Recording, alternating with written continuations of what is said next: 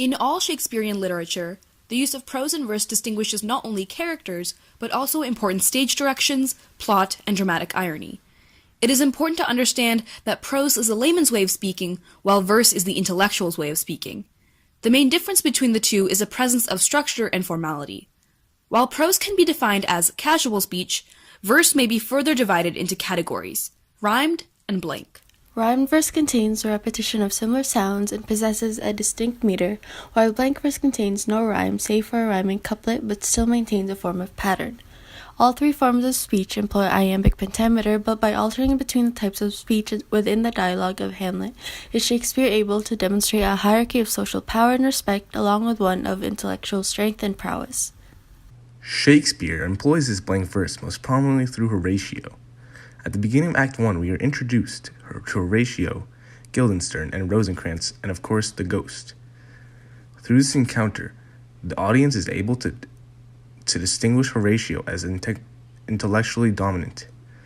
It's no wonder that he speaks in verse while Guildenstern and Rosencrantz speak in prose.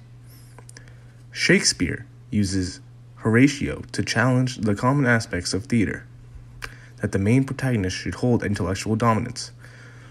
Although Hamlet possesses great intellectual prowess, Horatio's use of verse is a constant showing that a supporting character can hold a level of intellect that parallels, and in some cases even surpasses, that of the main character.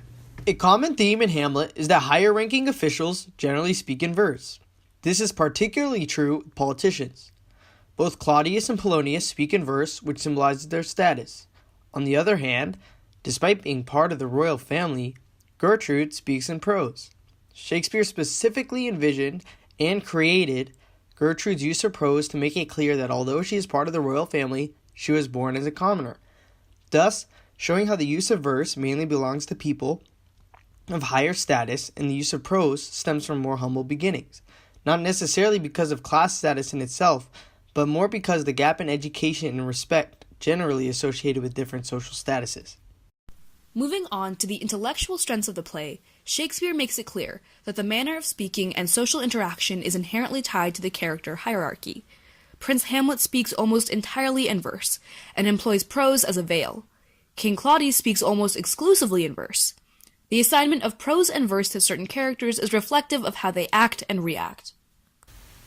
However, from the eyes of the royal court, Hamlet is depicted as a madman, a craziness evident in his switch from verse to prose and the treatment he receives from the king and queen. But rather than the hierarchy most prevalent with the use of verse, it is in Shakespeare's Hamlet that he is able to highlight a more developed motive behind the specific language used. Shakespeare uses Hamlet's insane spiral to challenge common character assumptions of powerful heroes and intellectual prowess. In reality, Shakespeare uses commoner's prose from the tongue of a prince not only to reflect Hamlet's intellectual state, but also as a facade. Shakespeare is able to convey the fact that Hamlet is always several steps beyond anyone else's suspicion through Hamlet's ability to shift from prose to verse on command. Hamlet's ability to stay ahead is formed not only through the knowledge he obtained from the Ghost, but also due to his natural intellectual prowess. From one of Hamlet's most iconic soliloquies, To Be or Not to Be, we see his true nature and self-reflection. With his so-called madness stripped away, his facade of a madman falls, as Shakespeare reveals Hamlet's true wits and intellect in the constant, calculated switches between prose and verse. Key phrases in the soliloquy reveal that the speech outwardly discusses death and deception, but internally, Hamlet debates his intellectual novelty and purpose. When he states, whether 'tis nobler in the mind to suffer, or to take arms against a sea of troubles, he's imploring whether it's worth it for him to continue this layman's character. When he states, when he himself might his quietest make, with the bare bodkin, who would fardels bear? He's asking if it's worth it to remain quiet and bare.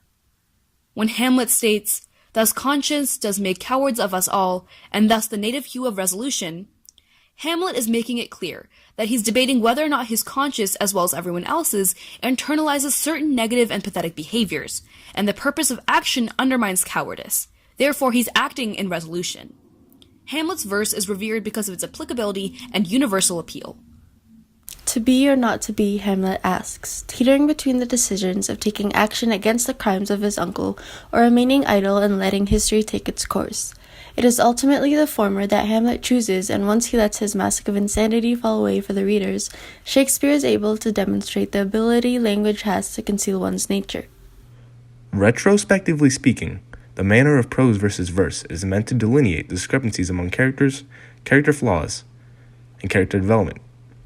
However, Shakespeare employs this aspect to also reflect on social themes such as hierarchy, respect, death, and self-assurance. The way the characters interact with one another and the manner in which they speak is reflective of Shakespeare's intentions to challenge common assumptions of power and respect.